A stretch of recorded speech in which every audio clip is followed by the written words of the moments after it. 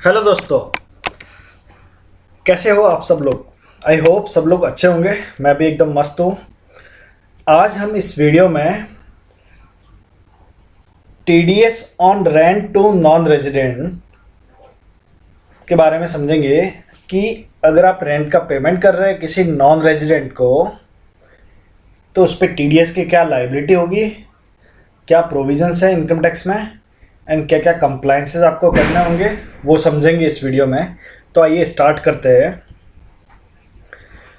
Section 195 of the income tax act 1961 govern करते हैं provisions for TDS deduction on rental property own by non residents. Okay, जब कोई payer rent का payment करता है, rent for land building and etcetera, किसको payment कर रहे हैं, पेई कौन होना चाहिए, नॉन रेजिडेंट। ओके, तब आपका सेक्शन 195 एप्लीकेबल होगा एंड इसके अकॉर्डिंग आपको टीडीएस का डिडक्शन करना होगा। ठीक है, पेयर रेजिडेंट भी हो सकता है, नॉन रेजिडेंट भी हो सकता है, लेकिन पेई नॉन रेजिडेंट ही होना चाहिए, तब आपका सेक्शन 195 के अकॉर्डिंग टीडीएस डिडक्शन करना होगा।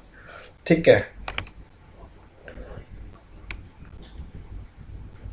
टैक्स रेट आपको 31.2% के हिसाब से डिडक्ट करना होगा, जिसमें बेसिक टैक्स होगा 30%, हेल्थ एंड एजुकेशन सेस होगा 4%, सरचार्ज भी होगा बेस्ड ऑन इनकम, अगर रेंट कितना पे कर रहे हैं आप या फिर एक्सपेक्टेड पेमेंट कितना होने वाला है ड्यूरिंग द ईयर, उसके हिसाब से सरचार्ज अगर एप्लीकेबल है तो आपको वो भी ऐड करना होगा। हम अज्यूम करते हैं कि सरचार्ज एप्लीकेबल नहीं है, इंडिविजुअल को पेमेंट कर रहे हैं रेंट का, नॉन रेजिडेंट इंडिविजुअल को, तो टैक्स रेट आएगा आपका 30% प्लस 4% एजुकेशन सेस, तो 31.2% के हिसाब से आपको टीडीएस डिडक्ट करना होगा।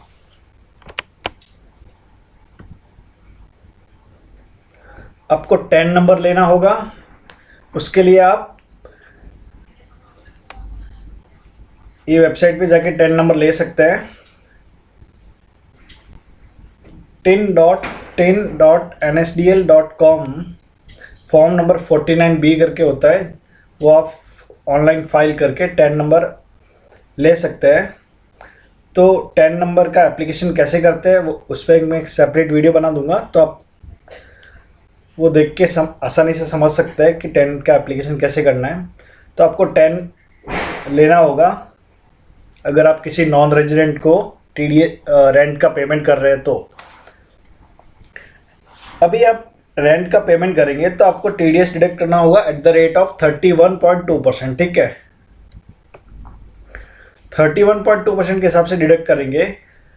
फिर सपोज अप्रैल 23 का रेंट आपने 1 अप्रैल 23 को पेमेंट किया, तो उस टाइम आपने टीडीएस डिडक्ट कर लिया होगा। ठीक है, तो वो पेमेंट आप गवर्नमेंट को करेंगे 31.2%, जो भी आपका अमाउंट आता है टीडीएस का, वो आपको 7th of next month, means आपको 7 मई 2023 तक आपको टीडीएस का पेमेंट टू सेंट्रल गवर्नमेंट को करना होगा। ठीक है, तो आपको मंथली जो डिडक्शन होगा वो आपको उसके नेक्स्ट मंथ में 7 तारीख से पहले पहले पे करना होगा। ठीक है, एंड अगर मार्च मंथ का डिडक्शन है तो वो आपको 30 अप्रैल तक पे करना होता है गवर्नमेंट को। ठीक है, फिर आपको टीडीएस रिटर्न फाइल करना होगा इन फॉर्म नंबर 27Q में। ठीक है, जिसमें बेसिक डिडक्शन का डिटेल जाएगा कि ये मंथ वाइज डिडक्शन है। ये आपका क्वार्टरली फाइल होगा फॉर्म नंबर 27Q। ठीक है, तो आपका ये क्वार्टर एंड होगा 30 जून, उसका ड्यू डेट होगा 31 July of the financial year. ठीक है, फिर 30 सितंबर क्वार्टर एंड होगा, उसका ड्यू डेट होगा 31 अक्टूबर। 31 दिसंबर क्वार्टर एंड होगा, उसका ड्यू डेट होगा 31 जनवरी। एंड लास्ट 31 मार्च क्वार्टर एंड होगा, उसका ड्यू डेट होगा 31 मई ऑफ नेक्स्ट फाइनेंशियल ईयर। ठीक है, जैसे कि 31 मार्च 23 आपका क्वार्टर एंड हो रहा है, जनवरी 23, फरवरी 23, मार्च 23, फोर्थ क्वार्टर। ठीक है, तो उसका ड्यू डेट होगा 31 मई 2023।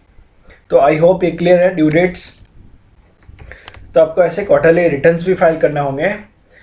फिर आपको टीडीएस रिटर्न फाइल करने के बाद क्वार्टरली रिटर्न फाइल होगा, तो ये ड्यू डेट के विद इन 15 डेज आपको TDS सर्टिफिकेट देना होगा इन फॉर्म नंबर 16A में, ठीक है। तो आई होप ये क्लियर है। नेक्स्ट है penalty for not paying TDS। अगर आप TDS डिडक्ट करते हैं एंड गवर्नमेंट को पेमेंट नहीं करते, ठीक है, तो पेनल्टी प्रोविजंस है, the TDS deducted from the rent paid must be paid by the 7th of the following calendar month. If the tenant does not pay the TDS on time, it attracts prosecution under section 276B of the Income Tax Act 1961. prosecution भी हो सकता है। That is, it may lead to imprisonment ranging from 3 months up to 7 years. तो imprisonment हो सकता है आपको 3 महीने से 7 साल तक का, ठीक है, अगर आप TDS डिडक्ट करते हैं एंड पे नहीं करते तो। When a tenant fail to deduct TDS from the rent paid to an NRI landlord, then the tenant may also attract a penalty equal to TDS amount as per section 271C of the Income Tax Act. अगर आप TDS ही deduct नहीं करते तो TDS amount जितना आपको penalty लगा सकते हैं, ठीक है, as per section 271C of the income tax act, ठीक है। तो आपको ये मैंडेटरी फॉलो करना ही होगा। अगर आप नॉन रेजिडेंट को रेंट का पेमेंट कर रहे हैं तो आपको TDS टाइम पे डिडक्ट करना होगा, टाइम पे पे करना होगा, टाइमली आपको रिटर्न फाइल करना होगा, टाइमली आपको TDS सर्टिफिकेट इश्यू करना होगा, ठीक है। तो ये कंप्लाइंस करना होगा। अनदर कंप्लाइंस होगा आपका 15CA आपको फाइल करना होगा फॉरेन रेमिटेंस के लिए। It is mandatory for tenants to fill form number 15CA on the income tax portal every time rent is paid. तो आपको 15CA जब आप रेंट का पेमेंट करेंगे तो आपको 15CA भी फाइल करना होगा, जिसमें डिटेल देना होगा कि आप ये फॉरेन रेमिटेंस कर रहे हैं, ठीक है। एंड फॉर्म नंबर 15C भी होता है जो CA से सर्टिफाई करवाना होता है, ठीक है। If the total rent paid per annum exceeds ₹5 lakh, then the tenant must obtain form 15CB from a chartered accountant in practice, ठीक है। तो अगर आप ईयरली आप 5 लाख से ज़्यादा रेंट पे कर रहे हैं नॉन रेजिडेंट को, तो आपको 15CB भी फाइल करवाना होगा CA से, एंड देन आपको फॉर्म नंबर 15CA फाइल करना होगा, ठीक है। तो आई होप ये क्लियर है आपको।